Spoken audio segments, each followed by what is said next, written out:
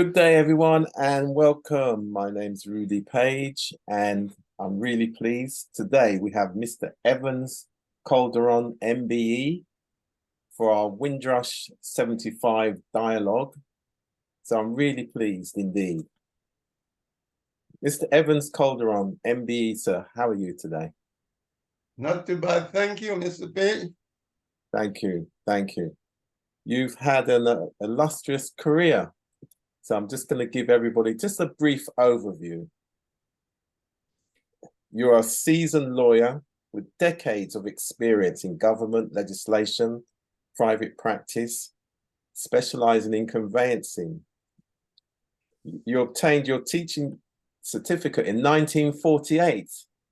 Yes, indeed. And that, of course, is the year of the Windrush ship leaving Kingston Harbour, arriving at Tilbury Docks in June 2020. In June, Yeah. the 22nd of June.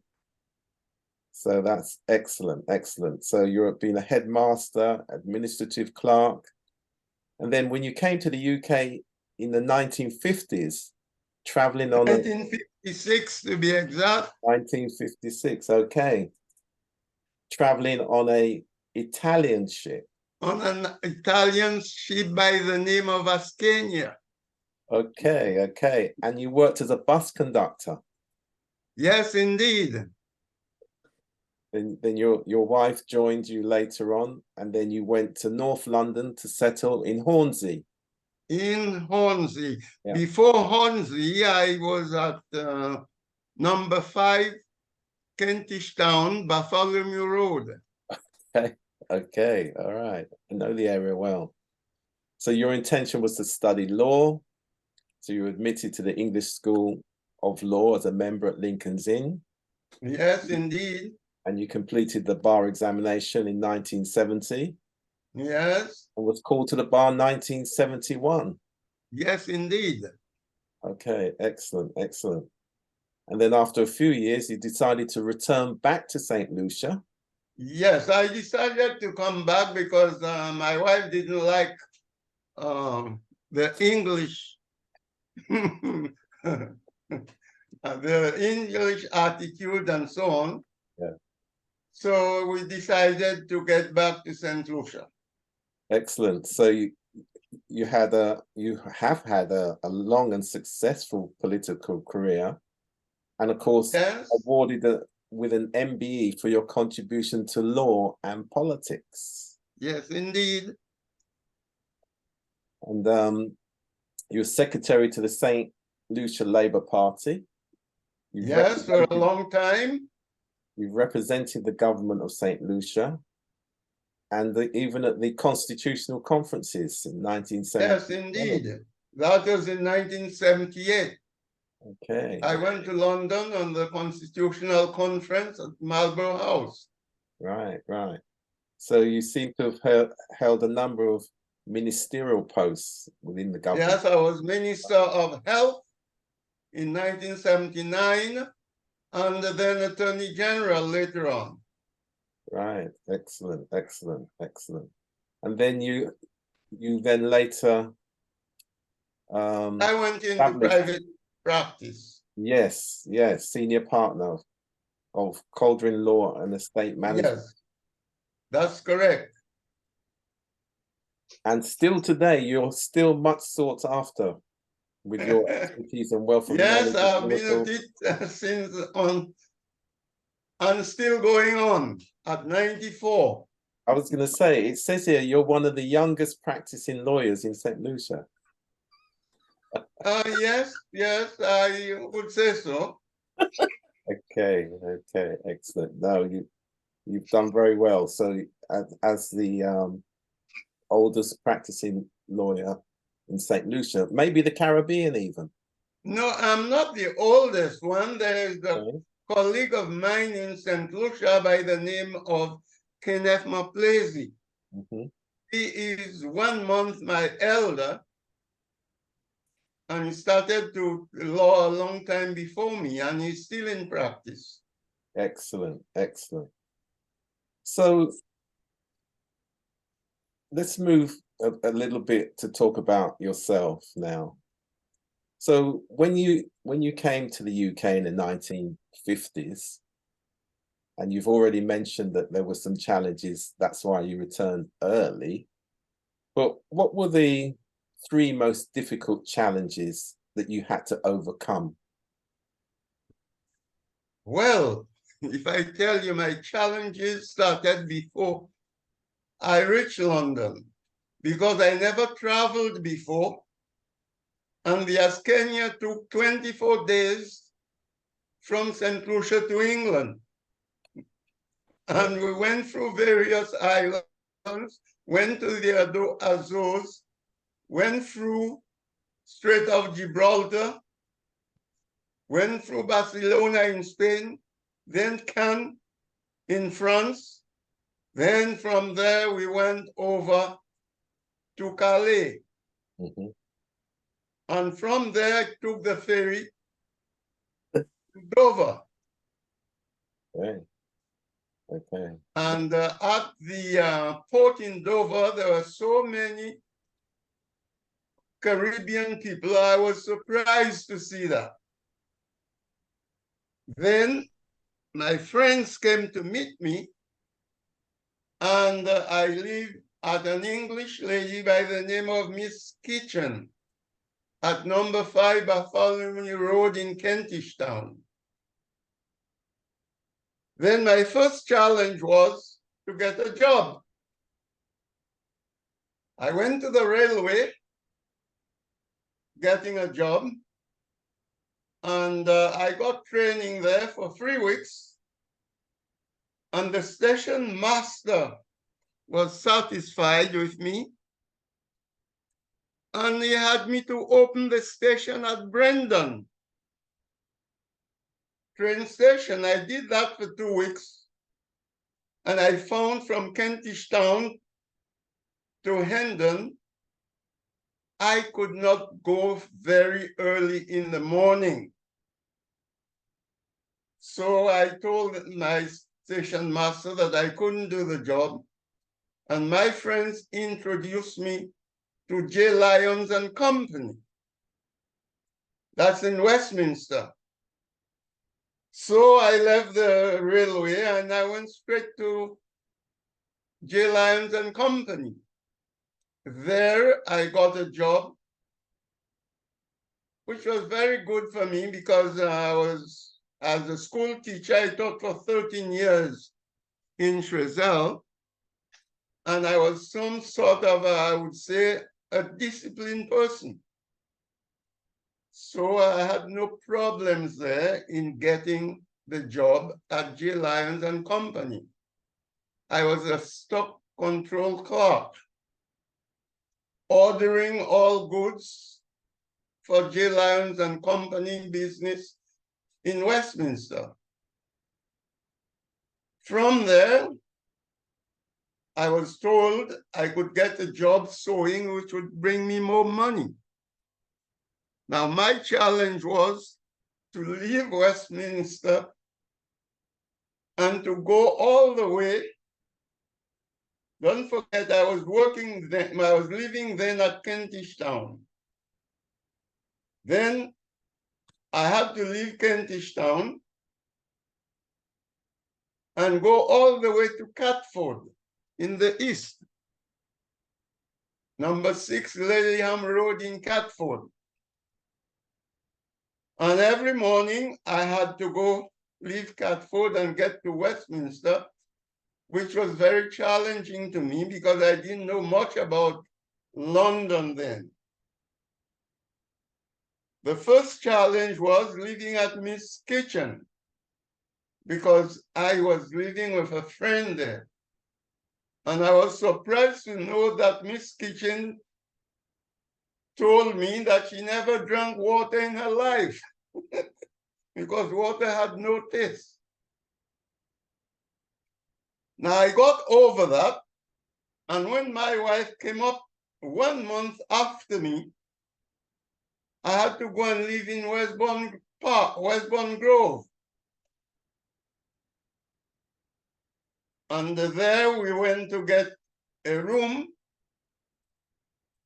and the lady we went to Mrs. Richmond. Strangely enough, when I would knock at the door, she told me she had no room. So I said, oh my God, I have to leave this kitchen. I'm so anxious to get accommodation and I couldn't get any.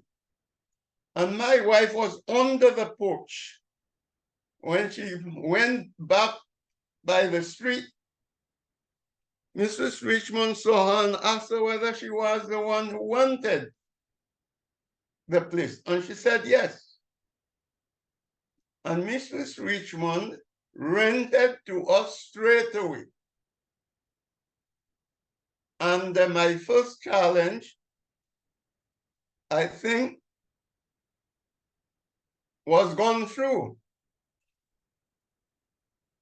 Then got the job at J. Lyons and Company, and I had to travel from Westbourne Grove, past Paddington,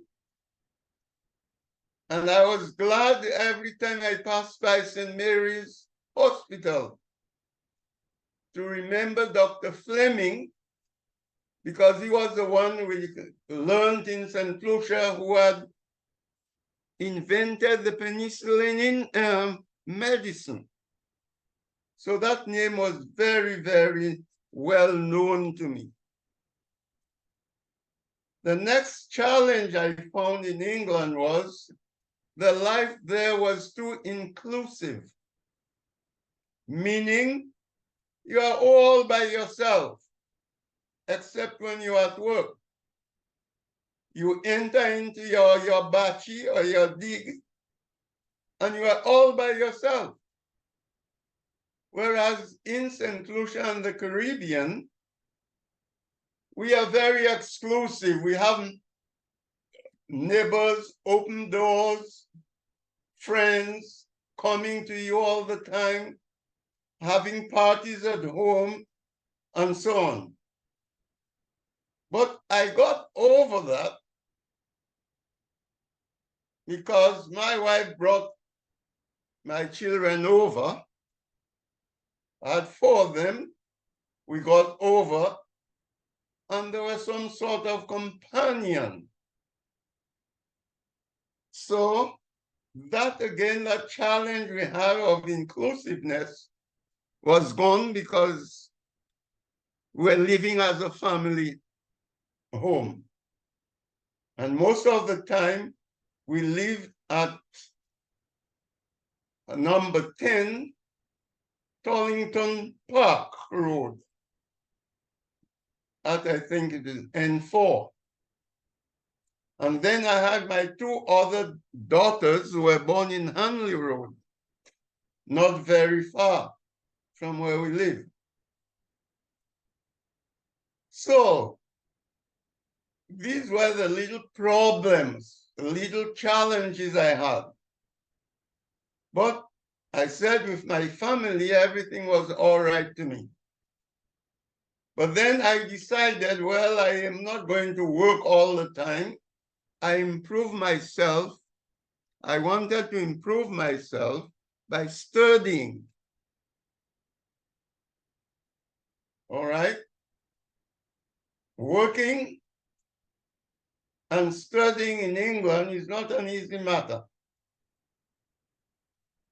I first went to Northwestern Polytechnic in North London.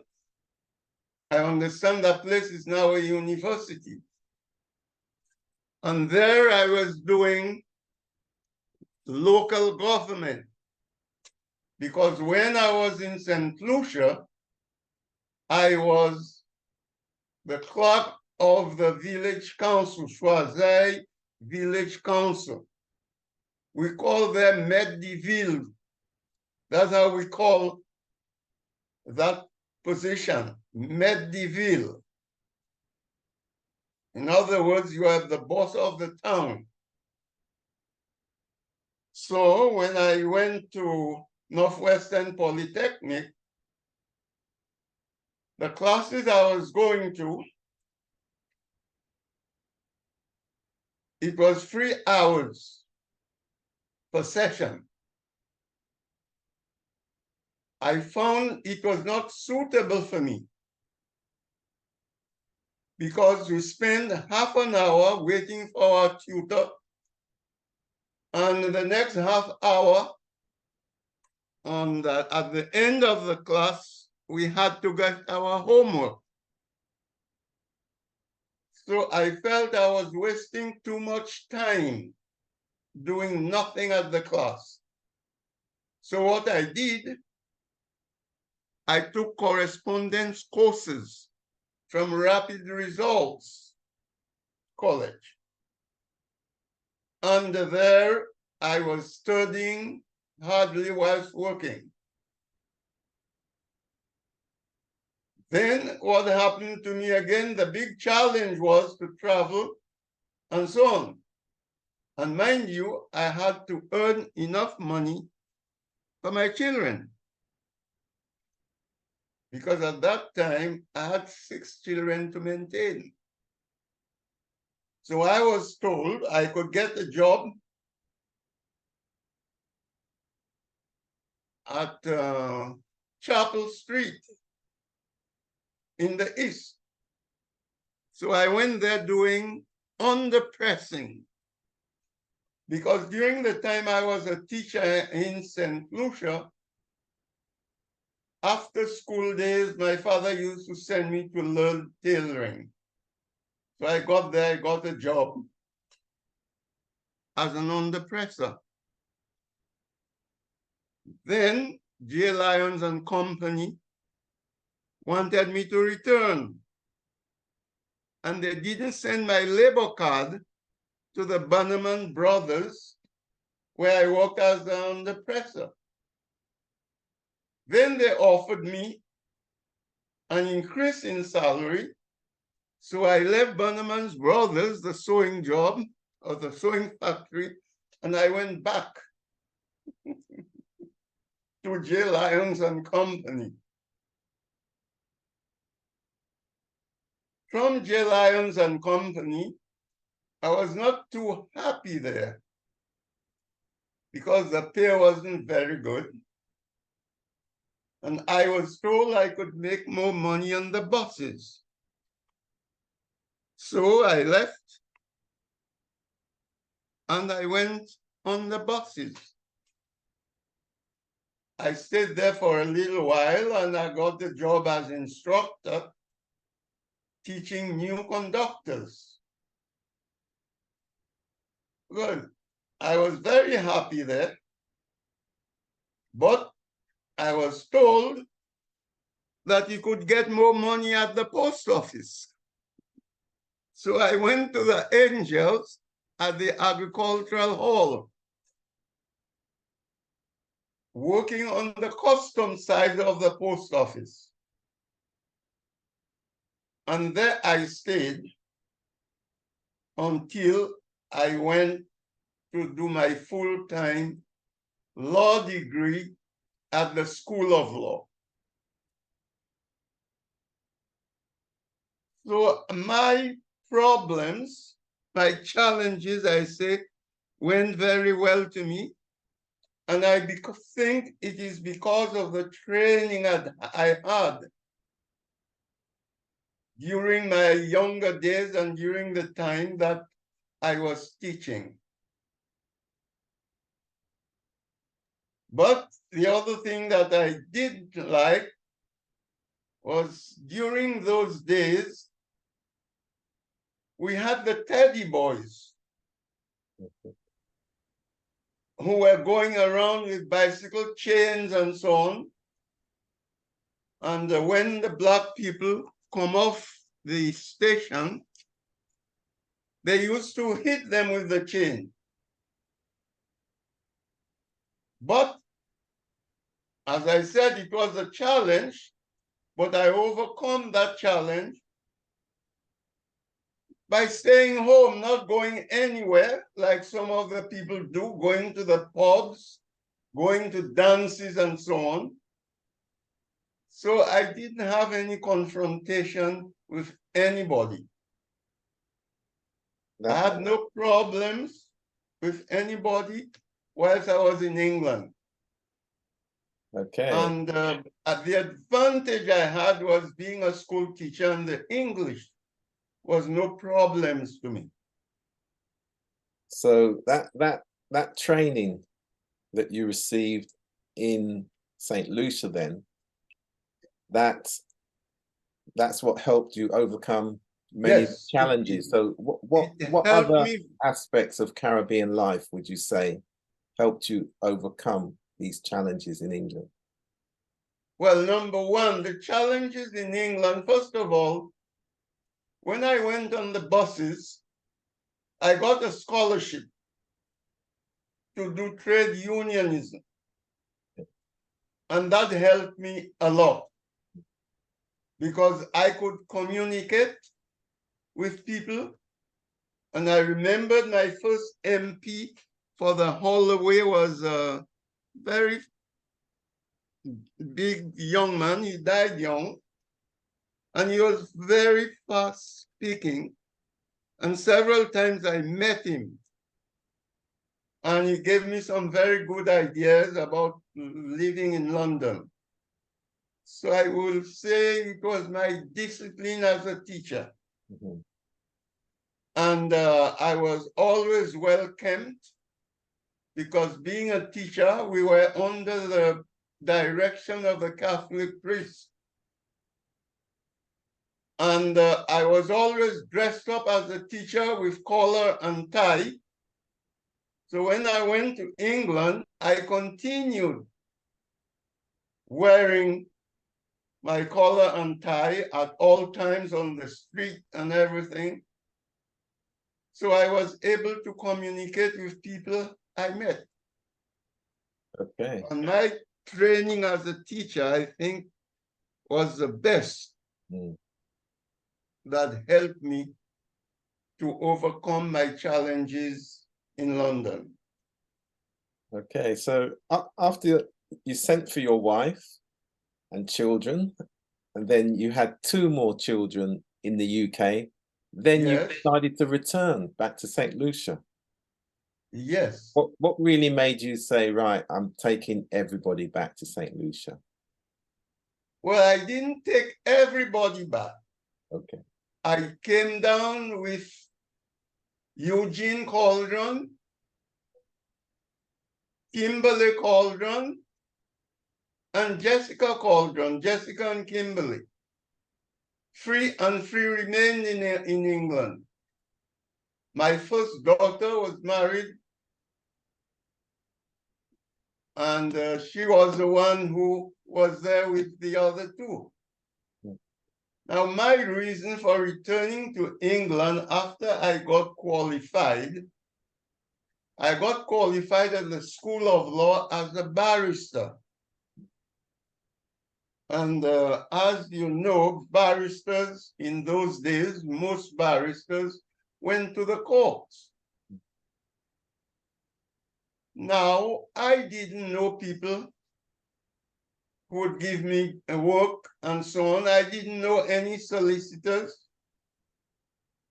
And friends I knew told me it was very difficult to get a job in England as a barrister. So myself and my wife, we decided that we would go back.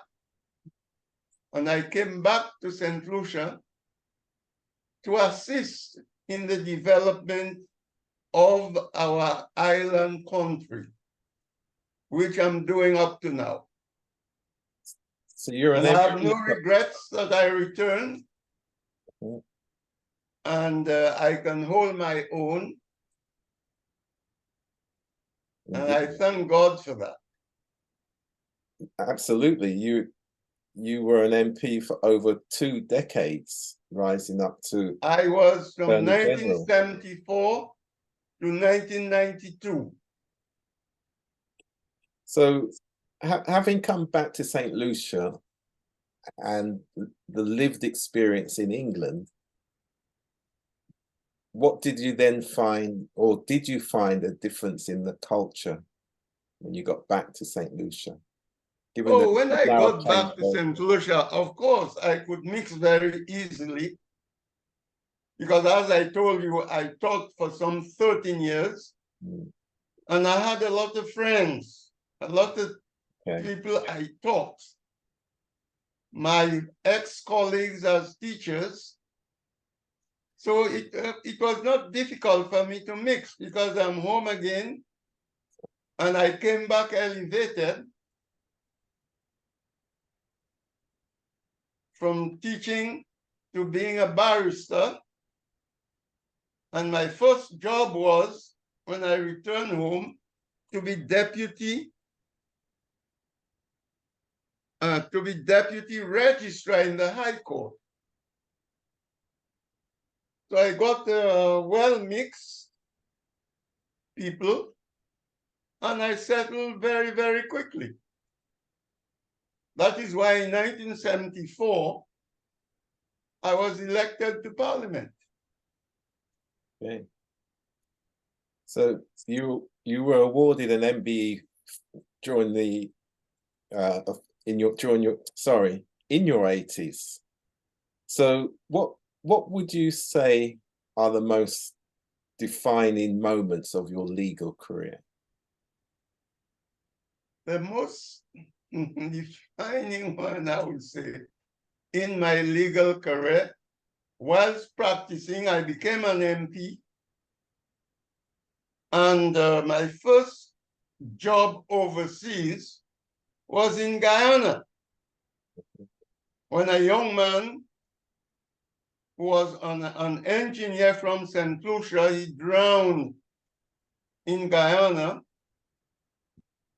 because he was an engineer, and one boat, Lloyd 7, knocked their boats and he got drowned. So I had to go to Guyana with the parents to give them some legal advice. Our lawyer in Guyana was Chedi Jagan. Brother, he was a QC. Brother to the Jagan was Prime Minister of Guyana. And there I learned a lot. I learned a lot from Guyana. And I went to Guyana 4 times for that same case. So from there you can see, although I was already an MP at the time, and having moved up in my private practice, I would say it was great. But the most appreciable part of my practice was whilst I was an MP, our Prime Minister, Sir John Compton, decided we're going independent. So I had to go to London more than once for the conference, constitutional conference. And this was my name tag. Okay. The Honorable. At the conference. The Honorable. The last conference. The Honorable Evans Calderon.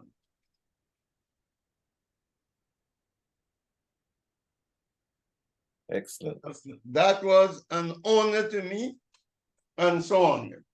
This is part of the reason why I was honored and made me a member of the British Empire. Okay. Okay. So what is your one piece of advice you would give people and young people, ambitious people, when it comes to those challenges around inequality? Well, the advice that I would give young people is to obey their seniors, be respectful to everybody.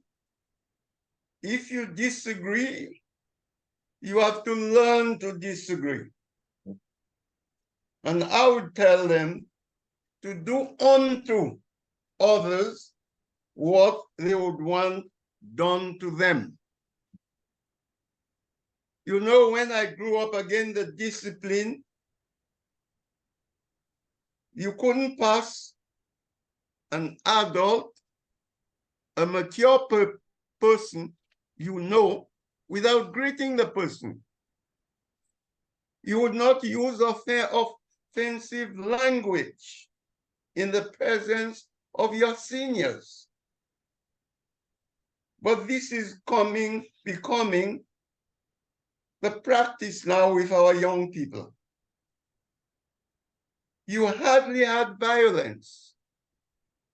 If school children get into a fight, it was with their fists. There was no weapon. We had no guns where people shooting one another or using a knife and so on.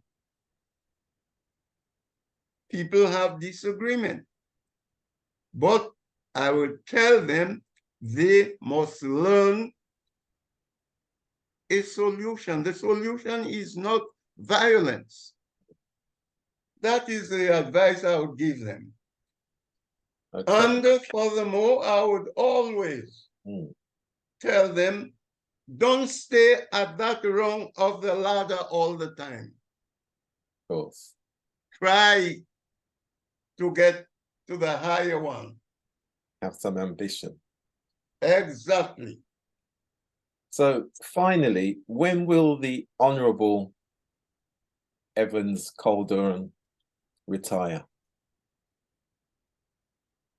Well, sir, I will say the only time that I will retire when I find that I cannot learn anymore. Because as a lawyer, government pass all kinds of laws, and you have to learn the laws, international treaties, United Nations now, all over the world, with the help of America, is against money laundering, terrorism. So I have to learn all the regulations. The day I cannot learn that again, I will say, well, I'm staying home. Great. And I like teaching. The saying is, you're never too young to teach or too old to learn. At 94, I can still learn. When I stop learning, I will retire. Okay. Okay, that was fantastic dialogue with the Honourable Evans Calderon, MBE. And we're really pleased that you were able to join us for our WINDRUSH75 dialogue, all the way from Saint Lucia. And you really are from that Windrush generation, which we say represent hope, strength, and belonging. And you've really given us a great insight into your life here in the UK, but more importantly, the values that you brought from the Caribbean, and then being able to go back to the Caribbean and become what we would call an accomplished and an outstanding servant leader. So congratulations and good day. Thank you very much, sir. And I must say thanks for my stay in London, because I learned more than I ever would have done had I remained in Saint Lucia. So I hope my friends who went to England with me during the Windrush, that they return home and contribute towards our island country, Saint Lucia. Thank you very much, sir, for the time you spend with me. Thank you, and goodbye all. Goodbye.